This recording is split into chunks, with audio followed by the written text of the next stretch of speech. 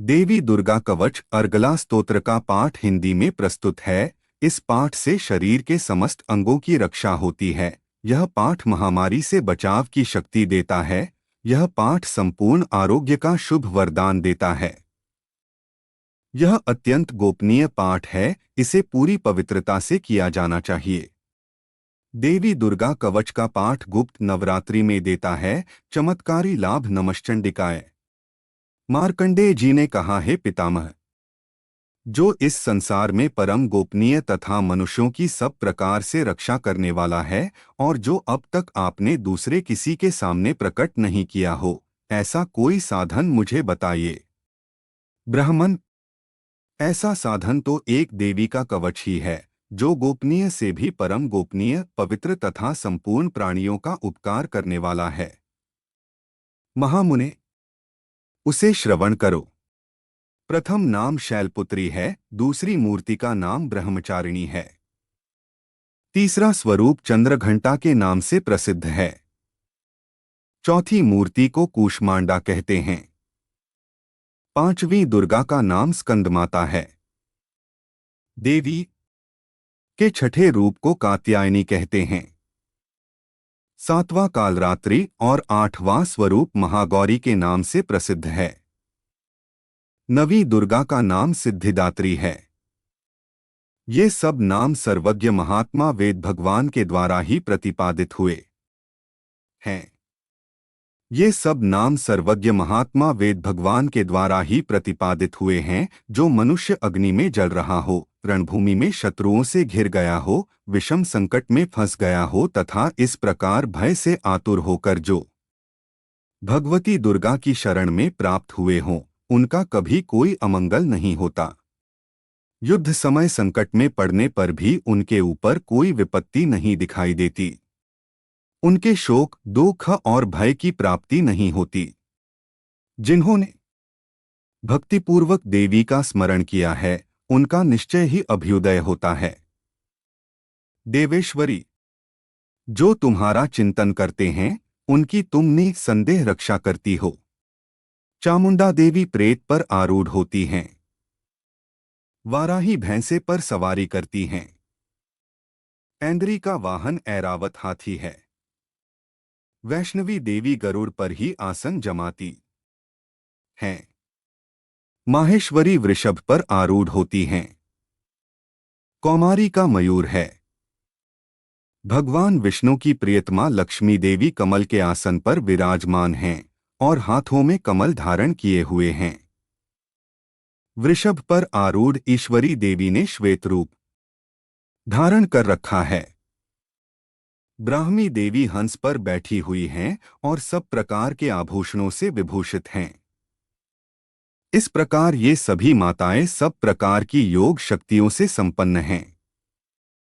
इनके सिवा और भी बहुत सी देवियां हैं, जो अनेक प्रकार के आभूषणों की शोभा से युक्त तथा नाना प्रकार के रत्नों से सुशोभित हैं। ये संपूर्ण देवियां क्रोध में भरी हुई हैं और भक्तों की रक्षा के लिए रथ पर बैठी दिखाई देती हैं। ये शंख, चक्र, गदा, शक्ति, हल और मूसल, खेटक और तोमर, परशु तथा पाश, कुंत और त्रिशूल एवं उत्तम शार्गधनुष आदि अस्त्र शस्त्र अपने हाथ में धारण करती हैं। दैत्यों के शरीर का नाश करना, भक्तों को अभयदान देना और देवताओं का कल्याण करना, यही उनके शस्त्र धारण का उद्देश्य है।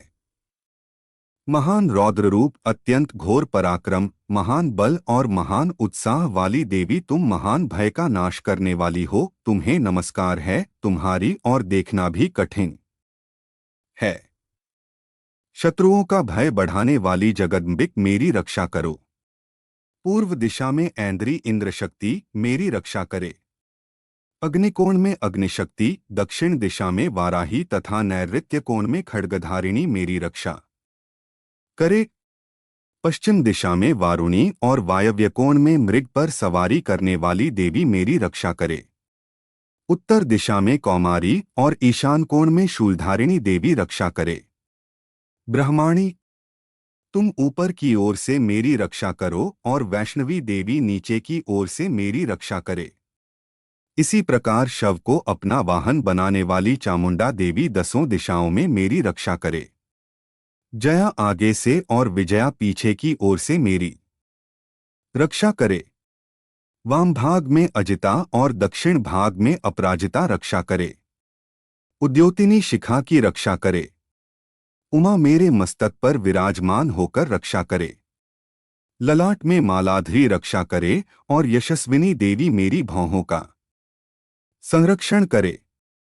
भौहों के मध्य भाग में त्रिनेत्रा और नथुनों की यमघंटा देवी रक्षा करे। ललाट में मालाधरी रक्षा करे और यशस्विनी देवी मेरी भौहों का संरक्षण करे।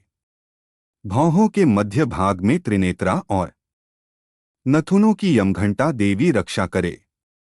नासिका में सुगंधा और ऊपर के ओंठ में चर्चिका देवी रक्षा करे। नीचे के ओंठ में अमृत कला तथा जिह्वा में सरस्वती रक्षा करे। कौमारी दांतों की और चंडिका कंठ प्रदेश की रक्षा करे। चित्रघंटा गले की घाटी और महामाया तालू में रहकर रक्षा करे। कामाक्षी ठोड़ी की और सर्वमंगला मेरी वाणी की रक्षा करे। भद्रकाली ग्रीवा में और धनुर्धरी पृष्ठवंश मेरुदंड में रहकर रक्षा करे। कंठ के बाहरी भाग में नीलग्रीवा और कंठ की नली में नलकूबरी रक्षा करे। दोनों कंधों में खड्गिनी और मेरी दोनों भुजाओं की वज्रधारिणी रक्षा करे। दोनों हाथों में दंडिनी और उंगलियों में अंबिका रक्षा करे। शूलेश्वरी नखों की रक्षा करे। कुलेश्वरी कुक्षी पेट में रहकर रक्षा करे। महादेवी दोनों स्तनों की और शोकविनाशिनी देवी मन की रक्षा करे। ललिता देवी हृदय में और शूलधारिणी उदर में रहकर रक्षा करे। नाभि में कामिनी और गुह्य भाग की गुहेश्वरी रक्षा करे।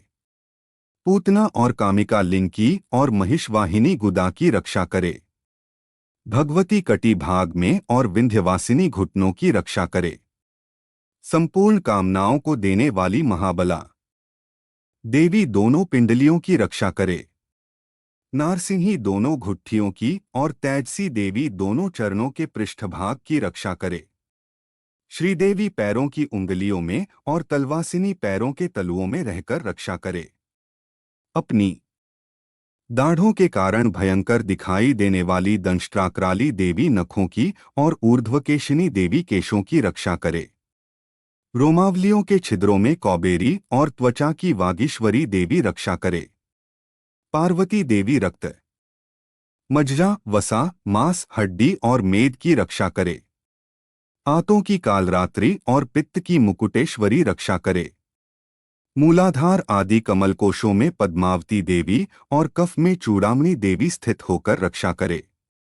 नख के तेज की ज्वालामुखी रक्षा करे। जिसका किसी भी अस्त्र से भेदन नहीं हो सकता, वह अभेद्या देवी शरीर की समस्त संधियों में रहकर रक्षा करे। ब्रह्माणी, आप मेरे वीर्य की रक्षा करें। क्षत्रेश्वरी छाया की तथा धर्मधारिणी देवी मेरे अहंकार, मन और बुद्धि की रक्षा करे। हाथ में वज्र धारण करने वाली वज्रहस्ता देवी मेरे प्राण, अपान, व्यान, उदान और समान वायु की रक्षा करे। कल्याण से शोभित होने वाली भगवती कल्याण शोभना मेरे प्राण की रक्षा करे। रस, रूप, गंध, शब्द और स्पर्श इन विषयों का अनुभव करते समय योगिनी देवी रक्षा करे तथा सत्वगुण, रजोगुण और तमोगुण की रक्षा सदा नारायणी देवी करे। वाराही आयु की रक्षा करे। वैष्णवी धर्म की रक्षा करे तथा चक्रिणी चक्र धारण करने वाली देवी यश, कीर्ति, लक्ष्मी, धन तथा विद्या की रक्षा करे। इंद्राणी, आप मेरे गोत्र की रक्षा करें। चंडिके, तुम मेरे पशुओं की रक्षा करो। महालक्ष्मी पुत्रों की रक्षा करे और भैरवी पत्नी की रक्षा करे। तुम मेरे पशुओं की रक्षा करो। महालक्ष्मी पुत्रों की रक्षा करे और भैरवी पत्नी की रक्षा करे। मेरे पथ की सुप्था तथा मार्ग की क्षेमकरी रक्षा करे। राजा के दरबार में महालक्ष्मी रक्षा करे तथा सब ओर व्याप्त रहने वाली विजया देवी संपूर्ण भयों से मेरी रक्षा करे। देवी, जो स्थान कवच में नहीं कहा गया है, रक्षा से रहित है, वह सब तुम्हारे द्वारा सुरक्षित हो, क्योंकि तुम विजयशालिनी और पापनाशिनी हो। यदि अपने शरीर का भला चाहे तो मनुष्य बिना कवच के कहीं एक पग भी न जाए। कवच का पाठ करके ही यात्रा करे। कवच के द्वारा सब ओर से सुरक्षित मनुष्य जहां जहां भी जाता है, वहां वहां उसे धन लाभ होता है तथा संपूर्ण कामनाओं की सिद्धि करने वाली विजय की प्राप्ति होती है। वह जिस जिस अभीष्ट वस्तु का चिंतन करता है, उसको निश्चय ही प्राप्त कर लेता है। वह पुरुष इस पृथ्वी पर तुलना रहित महान ऐश्वर्य का भागी होता है। कवच से सुरक्षित मनुष्य निर्भय हो जाता है। युद्ध में उसकी पराजय नहीं होती तथा वह तीनों लोकों में पूजनीय होता है। देवी का यह कवच देवताओं के लिए भी दुर्लभ है। जो प्रतिदिन नियमपूर्वक तीनों संध्याओं के समय श्रद्धा के साथ इसका पाठ करता है, उसे दैवी कला प्राप्त होती है तथा वह तीनों लोकों में कहीं भी पराजित नहीं होता। इतना ही नहीं, वह अपमृत्यु रहित हो 100 से भी अधिक वर्षों तक जीवित रहता है। मकरी, चेचक और कोढ़ आदि उसकी संपूर्ण व्याधियां नष्ट हो जाती हैं। कनेर, भांग, अफीम, धतूरे आदि का स्थावर विष, सांप और बिच्छू आदि के काटने से चढ़ा हुआ जंगम विष तथा अहिफेन और तेल के संयोग आदि से बनने वाला कृत्रिम विषय सभी प्रकार के विष दूर हो जाते हैं, उनका कोई असर नहीं होता। इस पृथ्वी पर मारण मोहन आदि जितने आभिचारिक प्रयोग होते हैं तथा इस प्रकार के मंत्रयंत्र होते हैं, वे सब इस कवच को हृदय में धारण कर लेने पर उस मनुष्य को देखते ही नष्ट हो जाते हैं। ये ही नहीं, पृथ्वी पर विचरने वाले ग्राम देवता, आकाशचारी देव विशेष, जल के संबंध से प्रकट होने वाले गण, उपदेश मात्र से सिद्ध होने वाले निम्नकोटि के देवता, अपने जन्म से साथ प्रकट होने वाले देवता, कुल देवता, माला, कंठमाला आदि, डाकिनी, शाकिनी, अंतरिक्ष में विचरण करने वाली अत्यंत बलवती भयानक डाकिनियां, ग्रह, भूत, पिशाच, यक्ष, गंधर्व, राक्षस, ब्रह्मराक्षस, बेताल, कूष्मांड और भैरव आदि अनिष्टकारक देवता भी हृदय में कवच धारण किए रहने पर उस मनुष्य को देखते ही भाग जाते हैं। कवचधारी पुरुष को राजा से सम्मान वृद्धि प्राप्ति होती है। यह कवच मनुष्य के तेज की वृद्धि करने वाला और उत्तम है। कवच का पाठ करने वाला पुरुष अपनी कीर्ति से विभूषित भूतल पर अपने सुयश से साथ साथ वृद्धि को प्राप्त होता है। जो पहले कवच का पाठ करके उसके बाद सप्तशती चंडी का पाठ करता है, उसकी जब तक वन, पर्वत और कान्नों सहित यह पृथ्वी टिकी रहती है, तब तक यहाँ पुत्र पौत्र आदि संतान परंपरा बनी रहती है। देह का अंत होने पर वह पुरुष भगवती महामाया के प्रसाद से नित्य परमपद को प्राप्त होता है, जो देवताओं के लिए भी दुर्लभ है। वह सुंदर दिव्य रूप धारण करता और कल्याण शिव के साथ आनंद का भागी होता है। इति देव्या कवचन संपूर्णम। अर्गला स्तोत्रम चंडिका देवी को नमस्कार है। मार्कंडेय ऋषि कहते हैं, जयंती सबसे उत्कृष्ट एवं विजयशालिनी मंगला, अपने भक्तों के जन्म मरण आदि संसार बंधन को दूर करने वाली मोक्षदायिनी मंगलमयी देवी, काली, प्रलयकाल में संपूर्ण सृष्टि को अपना ग्रास बना लेने वाली भद्रकाली, अपने भक्तों के लिए ही भद्र अथवा मंगल स्वीकार करने वाली कपालिनी, हाथ में कपाल तथा गले में मुंडमाला धारण करने वाली दुर्गा, कर्म एवं उपासना रूप दुःसाध्य साधन से प्राप्त होने वाली क्षमा, अत्यंत करुणामय स्वभाव होने के कारण अपने भक्तों के सारे अपराध क्षमा करने वाली शिवा, सबका कल्याण करने वाली धात्री, संपूर्ण प्रपंच को धारण करने वाली स्वाहा, स्वाहारूप से यज्ञभाग ग्रहण करके देवताओं का पोषण करने वाली और स्वधा, स्वधारूप से श्राद्ध और तर्पण को स्वीकार करके पितरों का पोषण करने वाली, इन नामों से प्रसिद्ध जगदम्बिके, तुम्हें मेरा नमस्कार है। देवी चामुंडे, तुम्हारी जय हो। संपूर्ण प्राणियों की पीड़ा हरने वाली देवी, तुम्हारी जय हो। सब में व्याप्त रहने वाली देवी, तुम्हारी जय हो। कालरात्रि, तुम्हें नमस्कार हो। मधु और कैटब को मारने वाली तथा ब्रह्मा जी को वरदान देने वाली देवी, तुम्हें नमस्कार है। तुम मुझे रूप दो, जय दो, यश दो और कामक्रोध आदि शत्रुओं का नाश करो। महिषासुर का नाश करने वाली तथा भक्तों को सुख देने वाली देवी, तुम्हें नमस्कार है।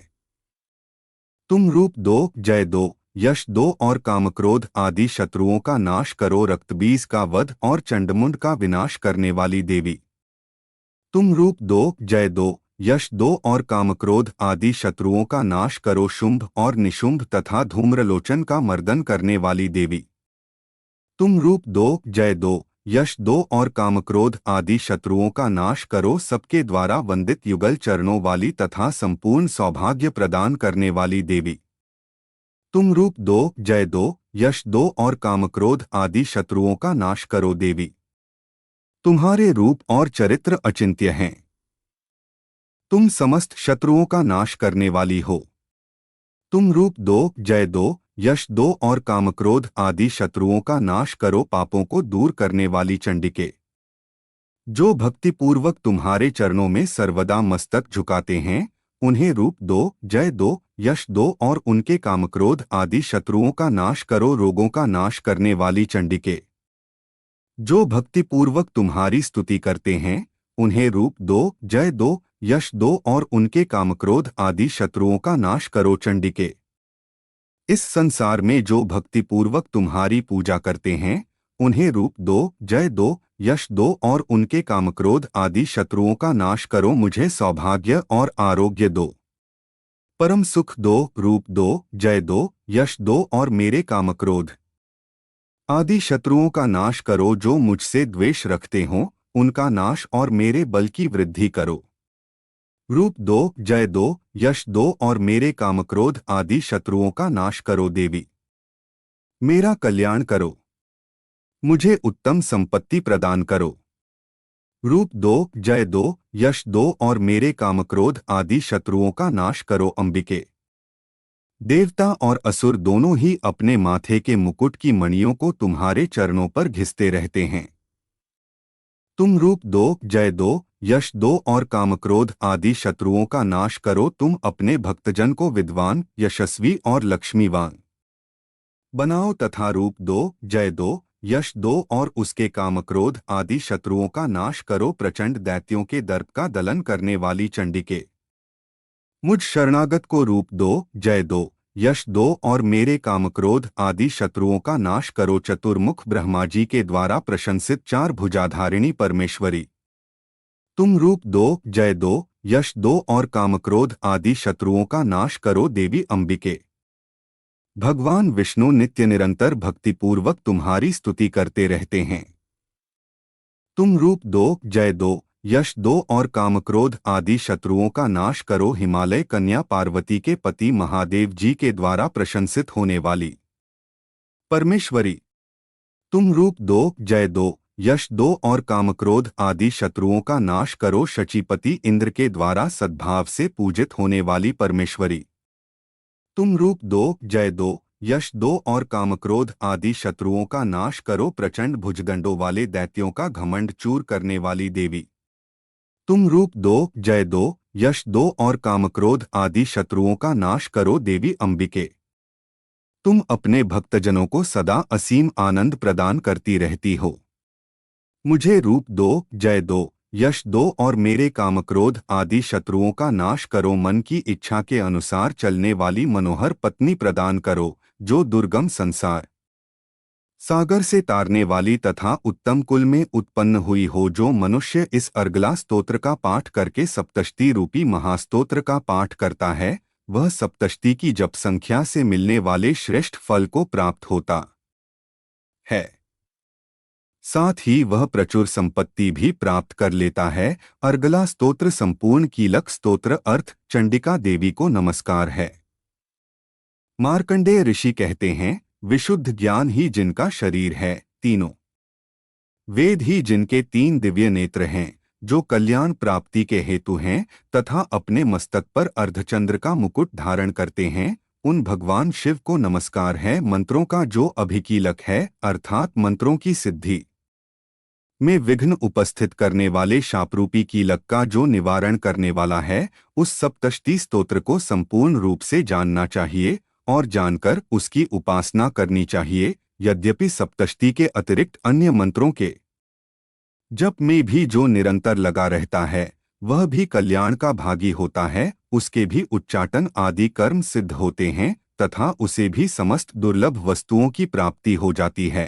तथापि जो अन्य मंत्रों का जप न करके केवल इस सप्तशती नामक स्तोत्र से ही देवी की स्तुति करते हैं, उन्हें स्तुति मात्र से ही सच्चिदानंद स्वरूपिणी देवी सिद्ध हो जाती है। उन्हें अपने कार्य की सिद्धि के लिए मंत्र, औषधि तथा अन्य किसी साधन के उपयोग की आवश्यकता नहीं रहती।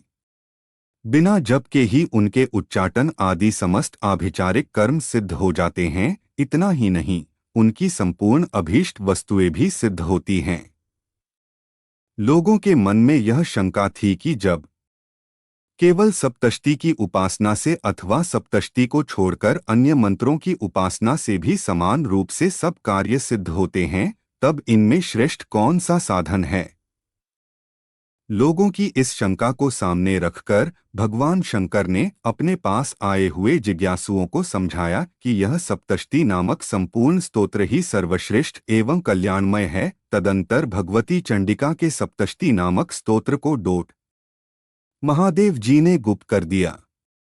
सप्तशती के पाठ से जो पुण्य प्राप्त होता है उसकी कभी समाप्ति नहीं होती, किंतु अन्य मंत्रों के जप से उत्पन्न पुण्य की समाप्ति हो जाती है।